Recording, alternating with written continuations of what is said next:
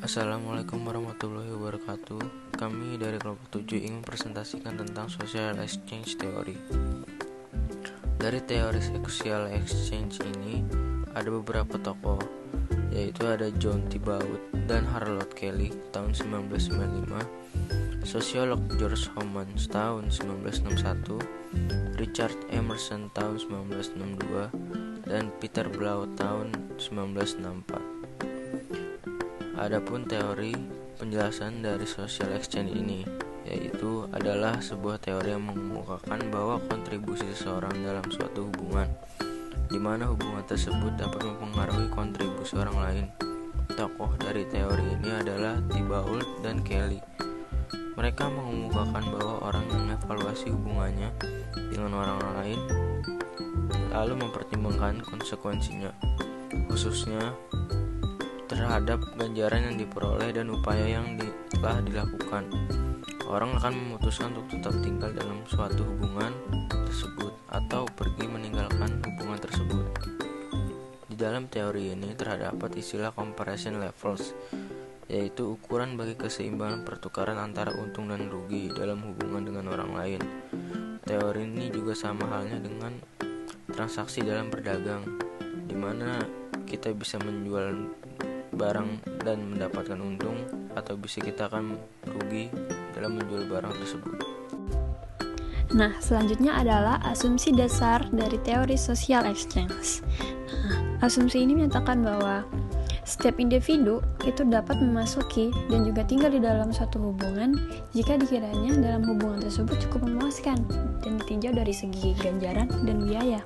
Nah, ada 4 konsep pokok dalam asumsi ini. Yang pertama adalah ganjaran. Ganjaran, biaya, laba, dan tingkat perbandingan.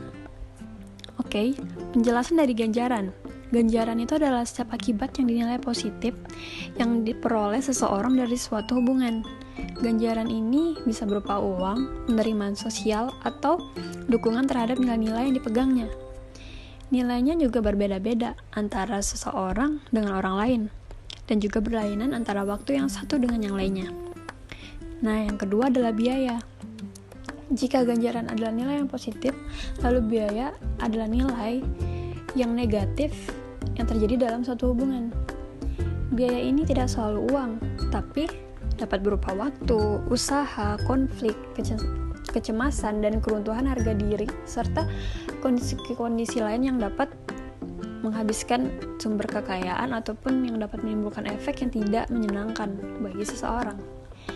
Sama seperti ganjaran, biaya juga dapat berubah-ubah sesuai dengan waktu dan orang yang terlibat di dalamnya.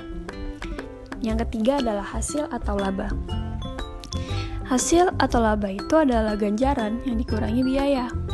Nah, jika dalam suatu hubungan seseorang ini tidak mendapatkan keuntungan, maka orang itu akan mencari hubungan lain yang mendatangkan laba.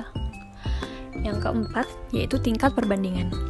Tingkat perbandingan ini menunjukkan ukuran baku yang dipakai sebagai kriteria dalam menilai hubungan individu pada waktu sekarang. Ukuran baku ini dapat berupa pengalaman individu pada masa lalu atau juga alternatif hubungan lain yang terbuka baginya. Asumsi tentang perhitungan antara ganjaran dan upaya atau untung dan rugi tidak berarti bahwa orang selalu berusaha untuk saling mengeksploitasi, tetapi bahwa orang lebih memilih lingkungan dan hubungan yang dapat memberikan hasil sesuai dengan yang diinginkannya. Tentunya, kepentingan masing-masing orang akan dapat dipertemukan untuk dapat saling memuaskan, daripada mengarah kepada hubungan yang eksploitasi. Hubungan yang ideal akan terjadi bila kedua belah pihak dapat saling memberikan keuntungan, sehingga hubungan tersebut menjadi sumber yang dapat diandalkan bagi kepuasan kedua belah pihak. Dan yang terakhir adalah contohnya. Seperti dalam kehidupan sehari-hari, kita pasti mengenal hubungan pertemanan atau juga persahabatan. Ini juga merupakan salah satu contoh dari hubungan antar pribadi.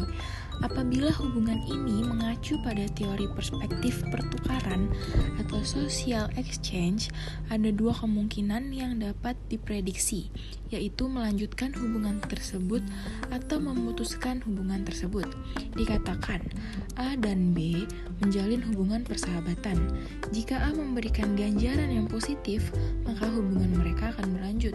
Ganjaran tersebut misalnya seperti A sering membantu dalam mengerjakan tugas, selalu memberikan dukungan kepada si B agar tidak mudah berputus asa.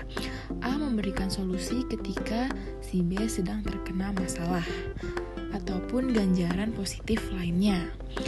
Akan tetapi, jika A memberikan sebuah kerugian terhadap si B, maka kemungkinan besar mereka akan memutuskan tali persahabatan tersebut menjadi berada di dalam tahap saling mengenal saja, atau bahkan tidak mengenal sama sekali.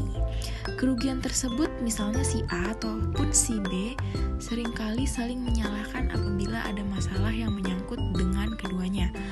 Si A suka menyuruh si B untuk melakukan hal yang tidak diinginkan oleh B, sehingga terjadi paksaan dan kerugian-kerugian yang lainnya. Jika teori ini diterapkan pada hubungan rekan kerja, hal yang sama juga berlaku pada hubungan ini.